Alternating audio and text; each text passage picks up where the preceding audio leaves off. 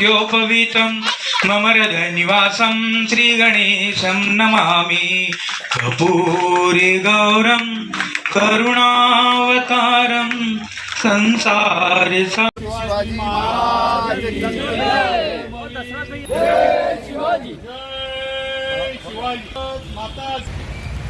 बघा इकडे समोर, इथे बघा.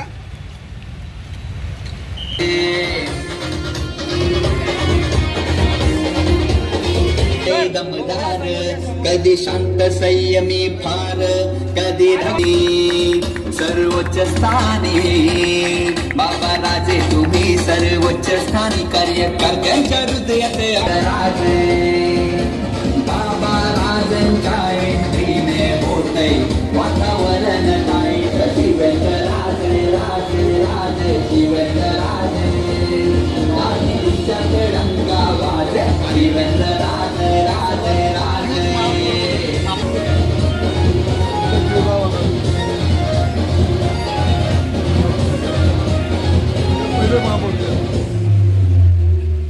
मॉडेल म्हणून त्याचा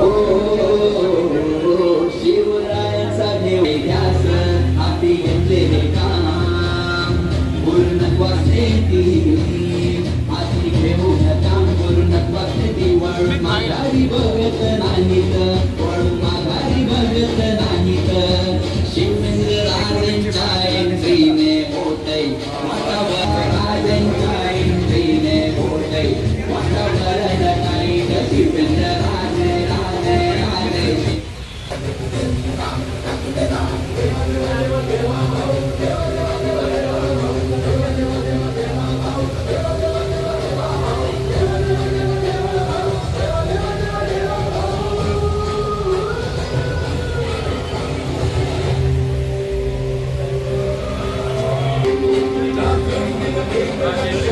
राहिलं पाहिजे. आपल्याला जी जबाबदारी मिळाली आहे, आपल्यावर जी जबाबदारी महाराष्ट्राच्या जनतेने टाकली आहे ती शांत बसण्यासाठी नाही किंवा सत्ता भोगण्यात. महाराष्ट्राचे मुख्यमंत्री सन्मान्य देवेंद्रजी फडणवीस यांच्या वाढदिवसाच्या निमित्तानं आज बरेच कार्यक्रम म्हणजे मला वाटते 3-4 दिवस सलग कार्यक्रम चंद्रपूरमध्ये ठेवण्यात आलेले आहे आणि त्याचाच एक भाग म्हणून आज इथं आपल्या इथं एवढी जुनी शंकराची पिंड आहे, हे शिवलिंग आहे आणि महाराष्ट्रातलं सर्वात मोठं हे शिवलिंग आहे. त्या ठिकाणी आज धार्मिक कार्यक्रम किशोरभाऊंच्या माध्यमातून चालू आहेत. त्यांनी आता म्हणजे मला मुंबईमध्ये अधिवेशनात ते भेटले, त्यांनी मला निमंत्रित केलं आणि त्यांचा फार आग्रह होता की मी आलं पाहिजे, कारण त्यांची मनापासूनची इच्छा होती की आपलं देवीचं जे देवस्थान आहे महाकाली आईचं, त्या ठिकाणी छत्रपती शिवाजी महाराज दिल्लीच्या याला जात असताना इथं देवीच्या दर्शनाला येऊन गेले असं इतिहासामध्ये एक नोंद आहे किंवा इतिहासामध्ये असं सांगितलं जातं आणि त्यांची मनापासूनची इच्छा होती की त्या देवीच्या दर्शनाला आजच्या पिढीतलं कुणीतरी त्या घराण्यातलं येऊन जावं आणि त्यांनी हे सगळं नियोजन केलं. योगायोग बघा, ह्यातच देवेंद्रजींचा पण वाढदिवस आला, कारण ज्यांच्या नेतृत्वाखाली आम्ही सगळेच किशोरभाऊ असतील, मी असेल, आम्ही सगळे काम करतो आहे. त्यांचा वाढदिवस आम्हाला इथं साजरा करता आला.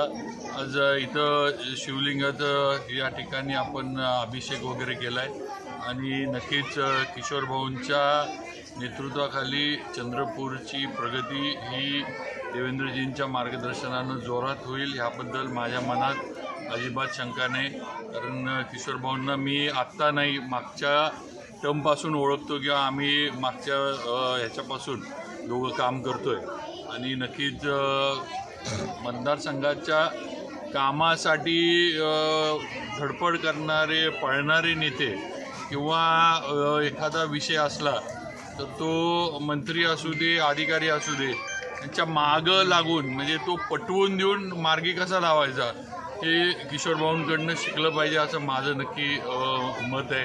कारण आपण आता मी आमदार आहे, मी पण प्रयत्न करतो, पण शेवटी एखादा प्रश्न समोरच्याला जर पटत नसला तर तो पटवून कसा द्यायचा ही आयडिया किशोरभाऊंकडं जास्त चांगली आहे असं मला वाटतं. कारण शेवटी काम झालं पाहिजे. आपण कामं कुणासाठी करतो? आपल्या निवडून दिलेल्या लोकांनी जे त्यांच्यासाठी आपण कामं करतो आणि हा प्रयत्न किशोर भाऊंचा असतोय. किशोर भाऊंचं म्हणजे मी जेव्हापासून बघतोय सदैव हसतमुख आणि सदैव खुश असणारं त्यांचं नेतृत्व आहे.